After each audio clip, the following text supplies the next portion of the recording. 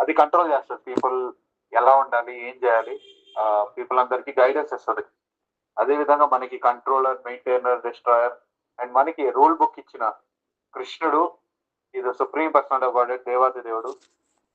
ఆయన మనకి భగవద్గీత అనే నాలెడ్జ్ ఇచ్చాడు. ఆయనే మెయింటైన్ చేస్తున్నాడు, ఆయనే కంట్రోల్ చేస్తున్నాడు, ఆయనే సృష్టిస్తున్నాడు, ఆయనే డిస్ట్రాయ్ చేస్తున్నాడు. సో ఇటువంటి విరాట్ రూపాన్ని ఒకసారి అక్రూర మహాశయులు అర్జునుడి కూడా చూపించలేదు, బట్ అక్రూర మహాశయులు భక్తుడు కాబట్టి ఆయన కృష్ణుడి యొక్క అన్ని ఫార్మ్స్ గురించి ఆ నాలెడ్జ్ అనేది ఉంది. అందుకని అక్రూరుడు ఇక్కడ భగవంతుడి యొక్క విరాట్ రూపాన్ని కూడా గ్లోరిఫై చేస్తున్నాడు. దానికి ముందేమో కృష్ణుడి యొక్క పరమాత్మ ఫామ్, అందరి హృదయాల్లో ఉండే పరమాత్మగా ఉన్న కృష్ణుడిని గ్లోరిఫై చేశాడు. తర్వాత విరాట రూపాన్ని గ్లోరిఫై చేశాడు. ఇప్పుడు తర్వాత ఆయన ఏం డిస్కస్ చేస్తున్నాడు అనేది చర్చించుకుందాం. సో 15వ శ్లోకం చదువుతారు మాతాజీ. హరే కృష్ణ ప్రభు. అధిష్టాన దేవతలతోనూ అసంఖ్యాక జీవులతోనూ నిండి ఉండేది సకల లోకములు అవ్యయాత్ముడవగు నీయందే ఉత్పన్నమైనవి. జలచరములు సముద్రమునందు ఈదునట్లుగా లేదా చిన్న చిన్న కీటకములు మేడి పండ్లో తిరుగునట్లు మనో ఇంద్రియములకు ఆధారమగు నీయందే ఈ లోకములన్నీ చరించును. సో ఇక్కడ అక్రూర మహాశయులు మళ్ళీ ఇదే పాయింట్ ఆయన కంటిన్యూ చేస్తున్నారు. ఎలా అయితే కృష్ణుడి నుంచి అంతా ఆరిజినేట్ అయిందని చెప్పేసి, అది డెమిగాడ్స్ అయినా, ఏ పాపులేషన్ అయినా, ఏ జీవరాశి అయినా, అనుకున్న 84 లక్షల జీవరాశి రకాలలో ప్రతి రకం భగవంతుడి నుంచి వచ్చిందని చెప్పేసి. సో అది నీళ్ళల్లో ఇది చేపల దగ్గర నుంచి చిన్న చిన్న పురుగులు ఏవైతే పళ్ళ లోపలికి వెళ్ళి ఉంటాయో ఆ పురుగులు వరకు ప్రతిదీ భగవంతుడి నుంచే ఉద్భవించింది, భగవంతుడి నుంచి వచ్చిందని. అండ్ ఇది భగవంతుడు కన్ఫర్మ్ చేస్తున్నాడు భగవద్గీతలో, అహం సర్వస్య ప్రభు మత్తా సర్వం ప్రవర్తతే. So he the sustainer. ఆయన నియర్లీ ఆయన దగ్గర నుంచి మొదలైనంత మాత్రాన ఆయన మెయింటైన్ చేయట్లేదు, లాంటి చేయడని కాదు. ఇప్పుడు భౌతిక జగత్తులో అంటే ఒక్కొక్క డిపార్ట్మెంట్ కి ఒక్కొక్క హెడ్ ఇచ్చాడు ఆయన, ఇవన్నీ మీరు చూసుకోండి అని చెప్పేసి. బట్ వాటన్నిటిని మేనేజ్ చేయడానికి, వాటన్నిటిని క్రియేట్ చేయడానికి భగవంతుడు ఆయన మహావిష్ణు రూపంలో ఆయన అన్నిటిని క్రియేట్ చేస్తున్నాడు. అండ్ ప్రతి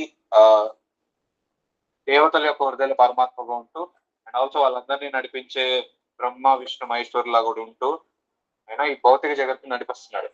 సో ఏది ఆయన లేకుండా ఉండదు. అది గతిర్ భారత ప్రభు సాక్షి. కృష్ణ గతిర్ అంటే ఎవరి మీద డిపెండ్ అవ్వాలంటే కృష్ణుడి మీద డిపెండ్ అవ్వాలి. ఆయనే అందరికి ప్రభు, ఆయనే అన్నిటికీ విట్నెస్ కూడా. సో అన్నిటినీ మెయింటైన్ చేస్తూ అన్ని బేసిక్ గా ఇక్కడ గతిర్ భ్రాత అంటే ఏంటంటే ఆ వ్యక్తి మీద డిపెండ్ అయిన వాళ్ళని. సో మన ఇంట్లో మన అందరూ ఎవరి మీద డిపెండ్ అవుతాం, ఇంట్లో ఉన్న పెద్ద ఆయన మీద డిపెండ్ అవుతాం, ఎవరైతే డబ్బులు సంపాదిస్తారు. సో ఆయన్ని బేసిక్ గా ఏమంటారంటే ఇంగ్లీష్ లో మెయింటైనర్ అని అంటారు. ఆయనే అన్నిటినీ మెయింటైన్ చేస్తున్నాడు అని చెప్పేసి. సో గతిర్ భ్రాత.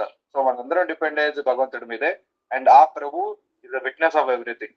ఆయన అన్నిటినీ విట్నెస్ చేస్తున్నాడు. అంటే ఇక్కడ భగవంతుడి యొక్క మెయింటెనెన్స్ గురించి కూడా ఆయన చెప్తూ అండ్ ఆల్సో ప్రతిదీ ఆయన విట్నెస్ చేస్తున్నాడు అని చెప్పేసి మనం తెలుసుకోగలుగుతున్నాం. రామయ విషయ భూతానం దారయా మా మోజస 15వ అధ్యాయంలో వస్తుంది. సో ఇక్కడ భగవంతుడు ఏం చెప్తాడంటే దారయా మా మోజస అంటే వీటన్నిటిని ధరించి నేను నడిపిస్తున్నానని చెప్పేసి భగవంతుడు చెప్తున్నాడు. అంటే నేను అందరినీ నడిపించే విధంగా చూసుకుంటున్నాను. రామయ విషయ భూతాన్ని దారయ అహమోజస. ఈ 15వ అధ్యాయంలో ఏ శ్లోకం లేదు, 15వ అధ్యాయం 13వ శ్లోకం 12వ శ్లోకం.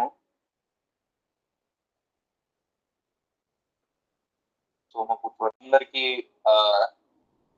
మీ దగ్గర భగవద్గీత ఎవరి దగ్గర తెలుగుతుంటే ఒకసారి చదువుతారు మాతో ట్రాన్స్లేషన్ 12 ఒకసారి ఈ లైన్ ఒకసారి ఏ శ్లోకంలో ఉందో చూడండి మాది. 12లో 13లో ఉందో. దారయ మహామోజస 12 13 13 ఓకే. ట్రాన్స్లేషన్ చదవండి. నేను ప్రతి గ్రహమునందును ప్రవేశించను. నా శక్తి చేతనే అవి తమ కక్షయందు నిలిచి ఉన్నవి. నేనే చంద్రుడనై సర్వ ఔషధులకు జీవరసమును సమకూర్చుచున్నాను. సో భగవంతుడు ఏం చెప్తున్నాడు? నేను అన్ని గ్రహాల్లోకి నేను ఉంటూ వాటన్నిటిని సస్టైన్ అంటే వాటన్నిటిని చూసుకుంటాను నేను. అంటే పరిపాలన అంటాం కదా, బేసిక్ గా వాటన్నిటిని మెయింటైన్ చేసేది, నడిపించేది భగవంతుడు. సో ఆయన ఎనర్జీ ద్వారా, ఆయన భౌతిక బహిరంగ శక్తి ద్వారా ఈ భౌతిక జగత్తు నడుస్తుంది. ఆయన బహిరంగ శక్తి ద్వారా సో మనందరినీ ఆయన ఎనర్జీతో ఆయన నడిపిస్తున్నాడు. సో ఈ యూనివర్స్ అనేది భగవంతుడు ఆయన శరీరం నుంచి ఆ పోర్స్ నుంచి, ఆయన ఒంటి మీద ఉన్న పోర్స్ నుంచి వెలువడింది. సో ఈ మహావిష్ణువు నుంచి ఇది బయటకు వచ్చేసింది కదండి, ఇది వేరు అని అనుకోకూడదు. మళ్ళీ గర్భోదక్ష విష్ణువుగా ఆయన నాభి నుంచి మొత్తం భువన భాండాలను ఆయన మళ్ళీ నిలబెడుతున్నాడు. సో సృష్టించాడు మహావిష్ణువుగా, గర్భోదక్ష విష్ణువుగా మళ్ళీ భువన భాండాలన్నింటినీ సృష్టించాడు. మధ్యలో క్షీరోదక్ష విష్ణువుగా ఉంటే అన్నిటిని మెయింటైన్ చేస్తున్నాడు. సో అన్నిటిని ఎలా మెయింటైన్ చేస్తున్నాడంటే, నేను ఒకరోజు భాగవతం క్లాస్ లో విన్నాను అనమాట. ఈ మెటీరియల్ వరల్డ్ మెయింటైన్ అవ్వడానికి కారణం ప్రాపర్ గా సూర్యుడు భూమి మీద ఉదయిస్తూ మళ్ళీ అస్తమిస్తున్నాడు కాబట్టి, ఆ ప్రాపర్ డే వల్ల, ఒక ప్రాపర్ నైట్ వల్ల ఈ భౌతిక జగత్ అనేది సరిగ్గా నడుస్తున్నాడు. సో మరి వీటన్నిటిని నడిపించేది ఎవరంటే మహావిష్ణు. మధ్యలో ఆయన ఈ పద్మం యొక్క స్టెమ్ ఏదైతే ఉందో దానికి మధ్యలో ఉంటూ ఆయన ఈ సూర్యచంద్రుడిని ఆయన సరిగ్గా సరైన అంటే మీన్ వేసవి కాలంలో కొంచెం లూజ్గా వదులుతూ, మళ్ళీ చలికాలంలో కొంచెం భూమి నుంచి దూరంగా లాగుతూ, ఆ విధంగా ఈ భౌతిక జగత్తుని ఆయన మెయింటైన్ చేస్తున్నాడు. ఇప్పుడు ఆ పొజిషన్ ధ్రువమహారాజ్ తీసుకున్నాడు, ఆయనకి ఇచ్చాడు భగవంతుడు. ఎందుకంటే ధ్రువమహారాజ్ ఏమి అడిగాడు, బ్రహ్మలోకం కన్నా ఉన్నతమైంది నాకు కావాలని. బ్రహ్మ పొజిషన్ కన్నా ఉన్నతమైంది కావాలి. సో బ్రహ్మ కన్నా ఉన్నతమైన పొజిషన్ అంటే ఆయన పొజిషన్. సో అందుకని నారాయణుడు ఆయన పొజిషన్ ఇచ్చేసాడు ధ్రువమహారాజ్కి. సో ఆ విధంగా మహావిష్ణు సస్టైన్ చేస్తున్నాడు ఈ మెటీరియల్ వరల్డ్. సో మహావిష్ణు నుంచి బయటకు వచ్చినంత మాత్రాన ఇదంతా దానంతటా అది జరుగుతున్నట్టు కాదు, అది ఇంపాసిబుల్, అది జరగదు. అంటే ఒకటి దానంతటా అది జరగడం అనేది, అది కూడా ఏంటి, ఒక సిస్టమేటిక్ ప్రాసెస్. ఒక మెషిన్ ఎవరు ఆన్ చేయకుండా, లేదంటే ఎవరు దాన్ని సరైన విధంగా నడిపించకుండా అది ఉండదు. ఎందుకంటే ఇప్పుడు మెషిన్ ఉంటే అన్ని జరిగిపోతాయి కదా త్రూ అనొచ్చు, బట్ మనుషులు లేకుండా మెషిన్ కూడా పనిచేయదు, ఆ మెషిన్ కూడా నడవదు. ఇప్పుడు మీరు ఏ పెద్ద పెద్ద ఫ్యాక్టరీలకు వెళ్ళినా అన్ని ఆటోమేటిక్ గా జరిగిపోయే మెషిన్లు ఉంటాయి, కానీ వాటిలో పనికిరాది తీసేయడానికి, లేదంటే బకెట్లు అటు ఇటు మార్చడానికి ఒక మనిషిని పెట్టుకుంటారు. వాటన్నింటినీ ప్రాపర్ గా జరుగుతుందో లేదో చూసుకోవడానికి ఒక మనిషిని పెట్టుకుంటాడు. నిజంగా మెషినే మొత్తం చేస్తే, దాని అంతటా అది చేయగలిగితే మనిషి యొక్క ఉపయోగం లేదు కదా అక్కడ. బట్ మనుషులు ఎందుకు పెడతారంటే మెషిన్ కూడా తప్పులు చేస్తుంది, మెషిన్ కూడా ఎప్పుడైనా ఆగిపోవచ్చు. వాటిని చూసుకోవడానికి ఒక మెయింటైనర్ కావాలి, దానికి మనుషుల్ని పెడతారు మెయింటైన్ చేయడానికి ఉండండి అని చెప్పి. అదే విధంగా ఈ నేచర్ ఉన్నంత మాత్రాన, ప్రకృతి ఉన్నంత మాత్రాన అన్ని దానంతట అదే జరగవు. దాన్ని మెయింటైన్ చేయడానికి ఒకరు కావాలి. ఇదంతా ఏంటంటే ఆ మెషిన్ ఇలా నడవాలని ఎలాగైతే ఒక వ్యక్తి ప్రోగ్రామ్ చేస్తాడు, అంటే తయారు చేస్తాడో, అదే విధంగా ఈ ప్రకృతి ఇలా నడవాలని చెప్పేసి ఒక క్రియేటర్ ఉన్నాడు. బట్ ప్రకృతి నడిచేప్పుడు దాన్ని చూసుకోవడం కూడా ఒకరు కావాలి కదా. అందుకని మెయింటైనర్ గా కూడా మళ్ళీ ఆయన వస్తాడు, ఆ క్షీరోదక్ష విష్ణువుగా. సో ఆయన నుంచి వెలువడినంత మాత్రాన భగవంతుడు క్రియేషన్ తో ఆపేయట్లేదు ఈ భౌతిక జగత్తుని చూసుకోవడం. మెయింటైనర్ గా వస్తూ మళ్ళీ డిస్ట్రాయర్ గా కూడా ఆయన వస్తున్నాడు, కల్కి రూపంలో, లేదంటే లార్డ్ శివ రూపంలో ఆయనే వస్తాడు, డిస్ట్రక్షన్ రూపంలో కూడా. మొత్తం ఆయన మీద ఆధారపడింది. మయ్యా తదమిదం సర్వం జగద్ అవ్యక్తం అవుతుంది, మొత్తం భగవంతుడి మీద ఆధారపడి ఉంది ఈ స్థితి. ఈ భౌతిక జగత్తు ఎవరి మీద స్థితి పడి ఉందంటే అది భగవంతుడి మీద, నారాయణుడి మీద. సో మనం చర్చించుకున్నాం ఎలాగైతే గ్రహాలని, నక్షత్రాన్ని, సముద్రాల్ని, కొండల్ని, సూర్యుడిని, చంద్రుడిని, ఆవిడ్ని, కృష్ణుడిని, వృందావుని కూడా కృష్ణుడి నోట్లో చేసింది యశోదమాత. వీటన్నిటిని ఆవిడ రిలైజ్ అయ్యేలోపు కృష్ణ ఆయన మాయాశక్తితో ఆవిడ జ్ఞాపక శక్తిని పోగొట్టేశాడు. సో దీన్ని మన 15వ అధ్యాయం నుంచి తెలుసుకోవచ్చు, ఏ విధంగా భౌతిక జగత్తులో ఉన్న అన్నిటినీ, ప్రతి దాన్ని కృష్ణుడు నడిపిస్తున్నాడు, కృష్ణుడే అన్నిటినీ చేపిస్తున్నాడు అని చెప్పేసి. సో అందుకనే మరి ఇప్పుడు మనం ఆలోచించచ్చు, ఎందుకు అక్రూరుడు ఇక్కడ చేపని మెన్షన్ చేశాడు, పురుగుల్ని మెన్షన్ చేశాడు. ఎందుకంటే ప్రతి జీవరాశి ఆయన మీద ఆధారపడుతుందని చెప్తున్నాడు.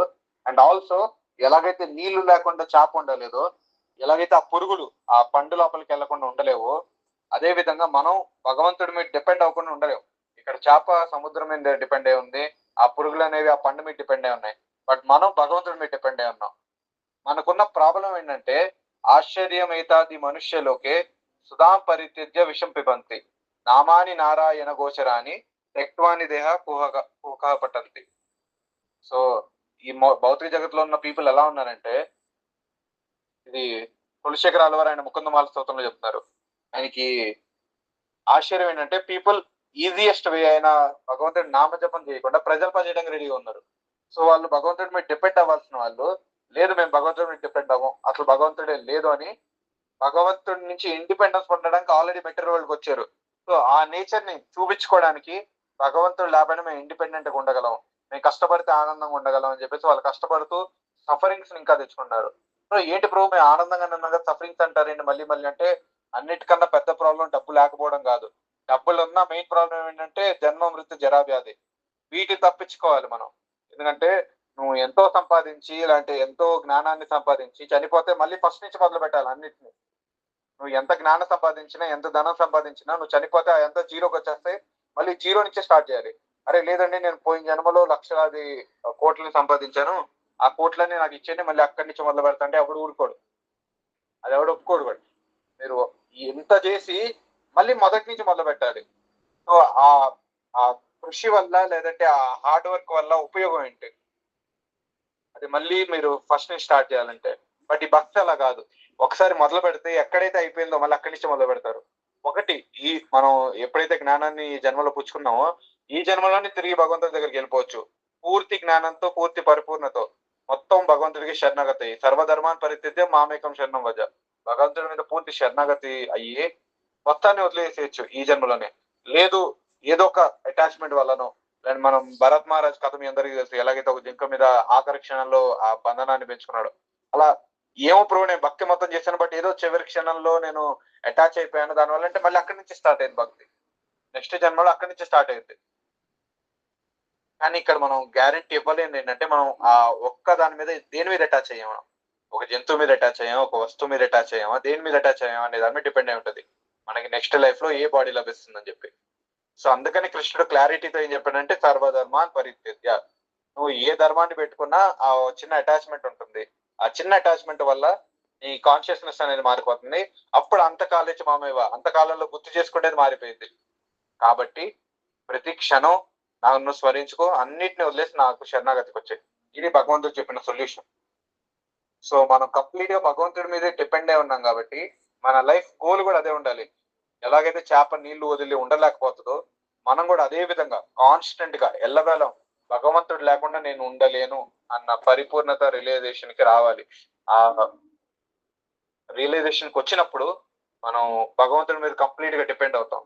ఒక్కసారి భగవంతుడి మీద కంప్లీట్ డిపెండ్ అయితే మనం నాకు ఇది ఎందుకు రాలేదు, ఇది ఎందుకు వచ్చింది అన్న ఆలోచన రావు. ఏదొచ్చినా భగవంతుడు ఇచ్చిందే అన్న ఆలోచనతో ఉంటాం. సో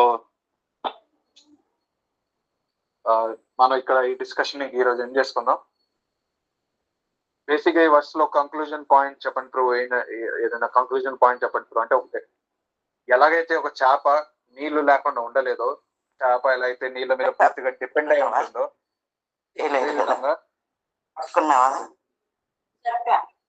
అదే నైవేద్యం పెట్టాను. హరే కృష్ణ.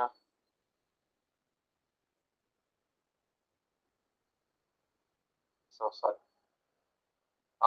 ఎలా అయితే చేప నీళ్ళ మీద కంప్లీట్ గా డిపెండ్ అయి ఉంటుందో, ఎలాగైతే వాటర్ మీద కంప్లీట్ గా డిపెండ్ అయి ఉంటుందో, మనం కూడా భగవంతుడి మీద అంతే డిపెండ్ అవ్వాలి. చేప నీళ్లు లేకుండా ఉండడం ఎప్పుడైనా మీరు చూసారా? ఒకవేళ మీరు చూడకపోతే మనం కూడా భగవంతుడి మీద ఉండకూడదు, భగవంతుడి మీద డిపెండ్ అవ్వకుండా ఉండకూడదు. అది ఒక్కటే మార్గం, that is the only solution. Thank you bro. Hare Krishna.